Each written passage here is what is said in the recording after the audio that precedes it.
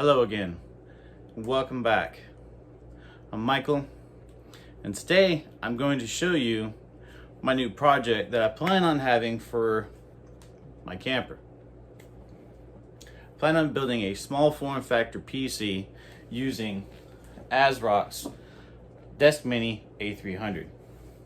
Now I know you're probably thinking it's pretty weird that you're going to be building a computer for your camper. First of all, the way I look at it, this channel is all about hobbies. Not every hobby makes sense. Now, try to explain that to your wife, that might be a different story. Anyways, so in the camper, I have a Amazon Fire TV. It's a nice device. The only thing I don't like is since it's all Amazon specific, it doesn't like some of the apps. Like Vudu, we have a lot of digital movies on Vudu, and in order to watch it, you have to use a side loader, and to download it, and it's just a pain. Plus, if you have a external USB drive or anything like that with movies on it, it has to be formatted to FAT32, which limits the size of your movies. So it's not a big deal, but I want something a little bit better. So, as I said, I'm using Asrock's A300 Desk Mini. It's an awesome setup. This one is the A300W. I will put the links to everything in the description below. The A300W, just all that means is that it comes with a little Wi-Fi card that goes into one of the M.2 slots specifically designed for Wi-Fi. Pretty nice. It comes with power supply, a STX motherboard.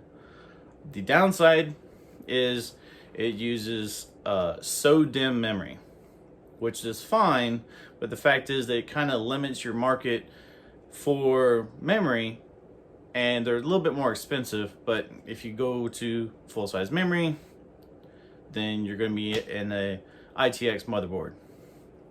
So it is what it is. For storage, I am using a Crucial MX500 SATA. I'll get to that in a minute. Along with that, I will be using an M.2 to SATA adapter. So, one thing I found out is the motherboard, the M.2 slots, are not supportive of SATA M.2 drives, which I did not do enough research to realize this.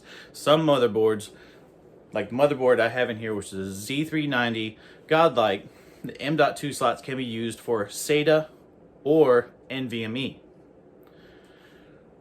Now this motherboard, the M.2 slots will not support SATA.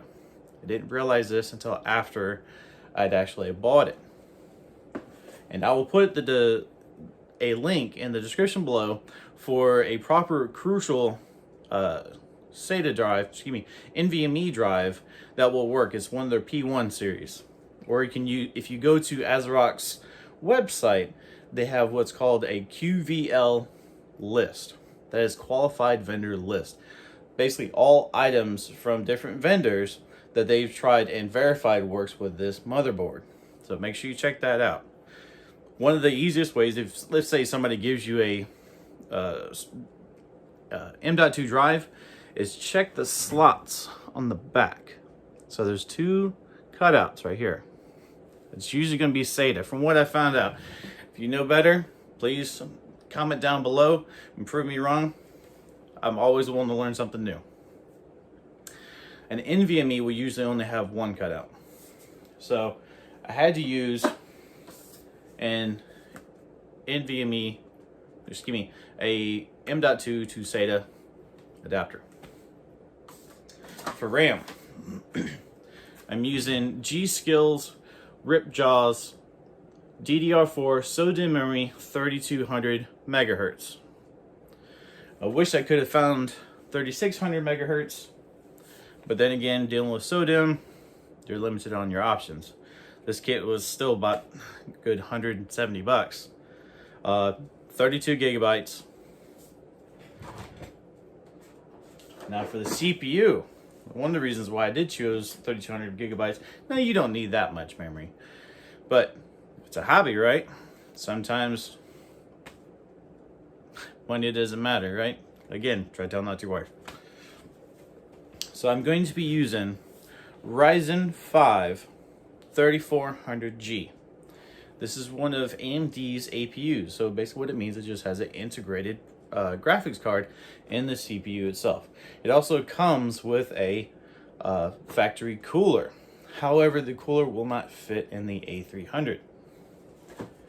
For that, I've used Noctua's NH-L9A Chromax. So this is their low profile CPU cooler, and the A just stands for AMD, and the Chromax is their all black edition. It's a very nice fan, and the packaging is very nice, very well done. Now with that out of the way, let's get building. Now let's kind of go over the board real quick just to see what's all on it. So here's your M.2 slot for your Wi-Fi card. It's very small, it's about this big, and I'll show you in the case as well. Here's one of your M.2 slots. Now it has two M.2 slots.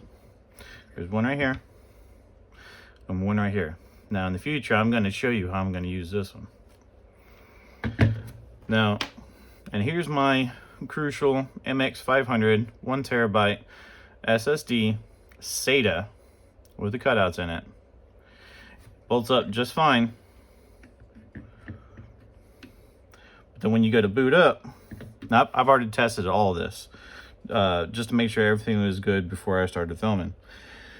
And there's a light on the PCB right here. It'll light up and it'll stay red. Now if it's flashing, that means it's the drive is actually being in use, but the light will stay on, but the BIOS will not recognize the drive.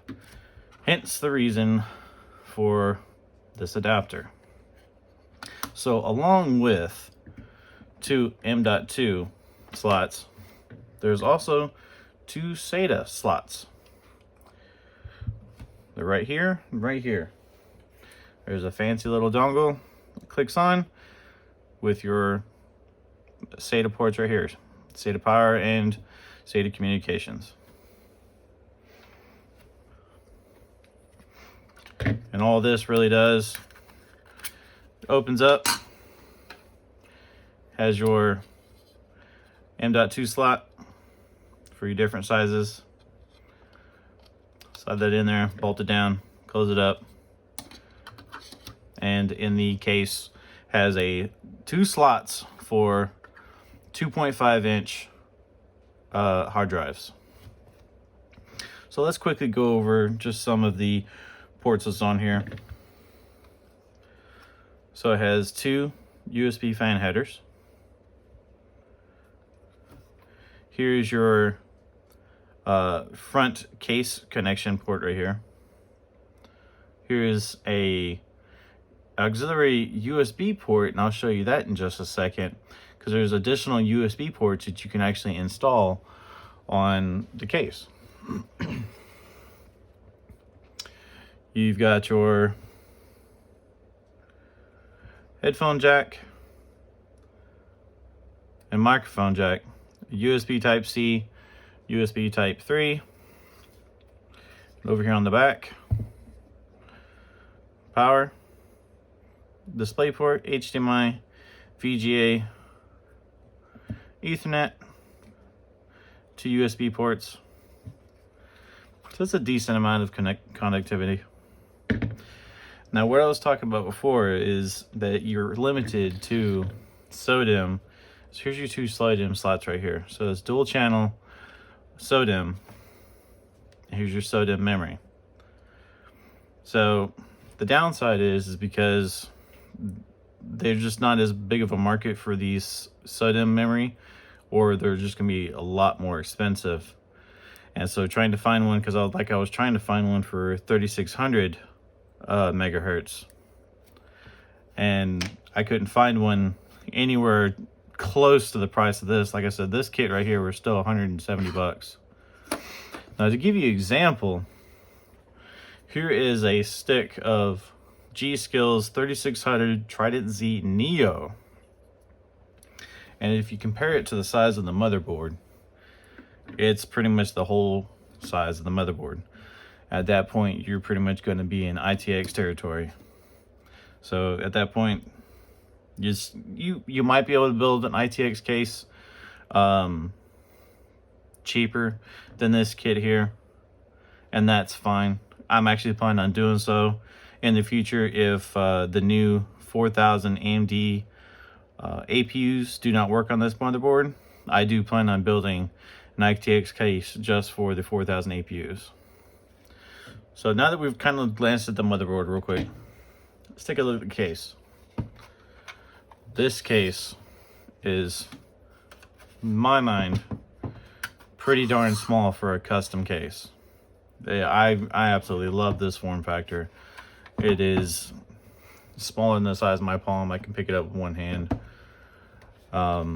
Here's the extra USB ports I was talking about. There'll be actually a little punch outs right here, so you can buy the extra USB ports right here and punch those out and install that right up. Here's your front panel. Here's your power port. Just give me a power button. They've also got a spot back here if you wanted to for a Versa mount, where you can actually mount it on the back of your monitor and hide it away. I've already taken the liberty of actually installing the Wi-Fi antennas. There's little punch outs. You can probably still see one right here. And there's two punch outs right here, and knock them out and put your antennas in there. And here's your IO shield.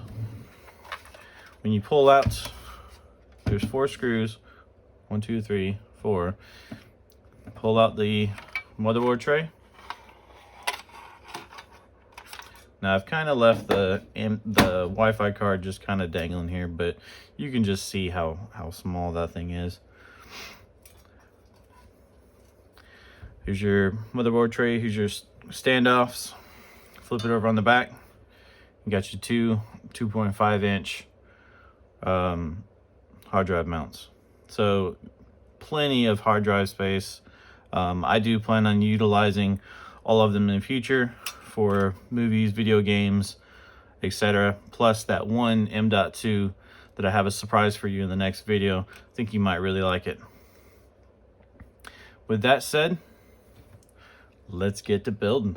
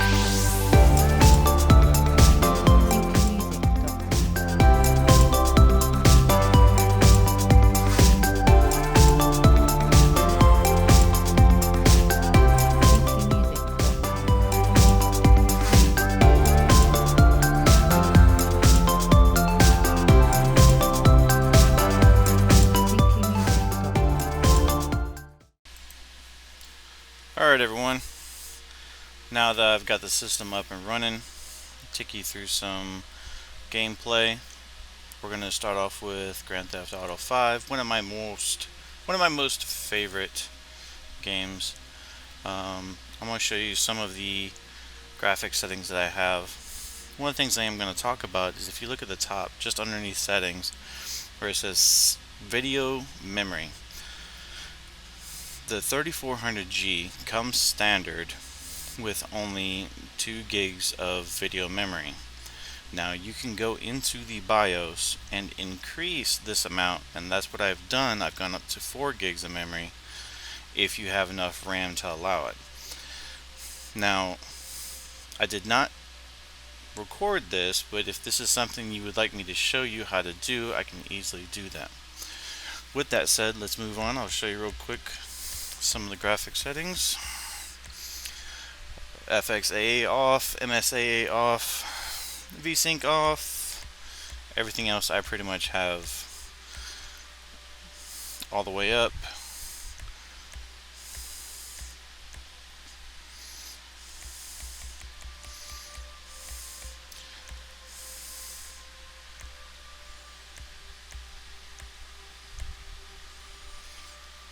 Click apply. Alright, now let's get into some gameplay.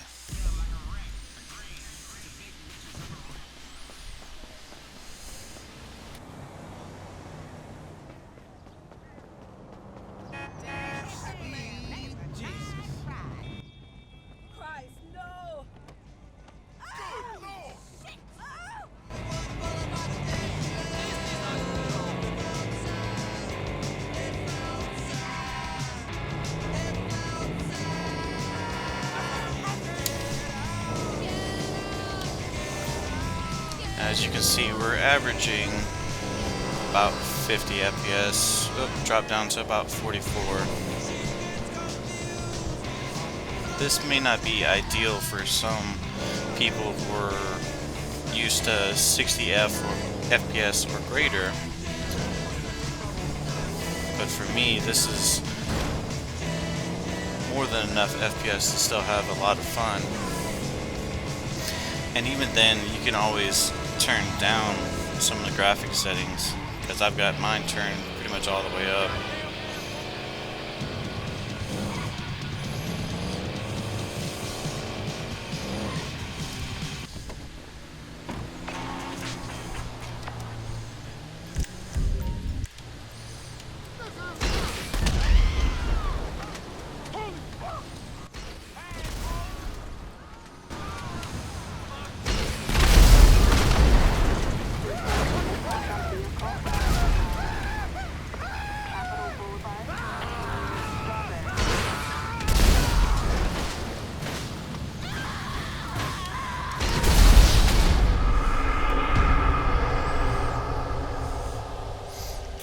It's enough just to start with on Grand Theft Auto. Let's switch over to another game.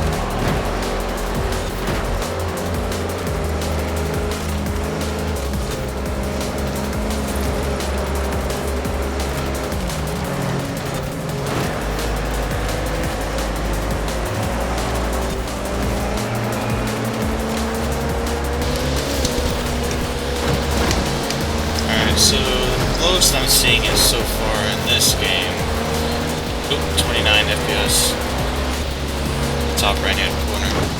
Now, granted, this is because this game I have set to Ultra. But even for me, at 30 FPS, this still looks like a lot of fun. And I would be very happy to play something like this in the camper when we're out traveling or something like that. Like I said, you can always drop down your graphics settings, try to get a little bit more FPS. But some of these games, anyways, when they came out, for game consoles, they only ran at 30 FPS anyways.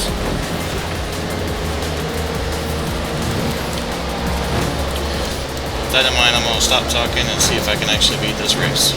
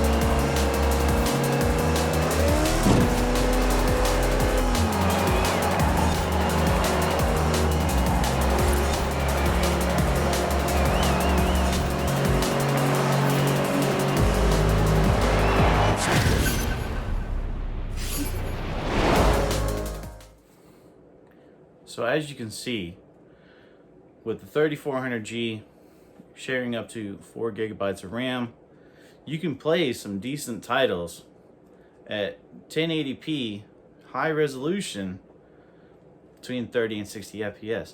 Now, that may not be ideal for gamers who are used to super high frame rates of 60 to 240 frames per second.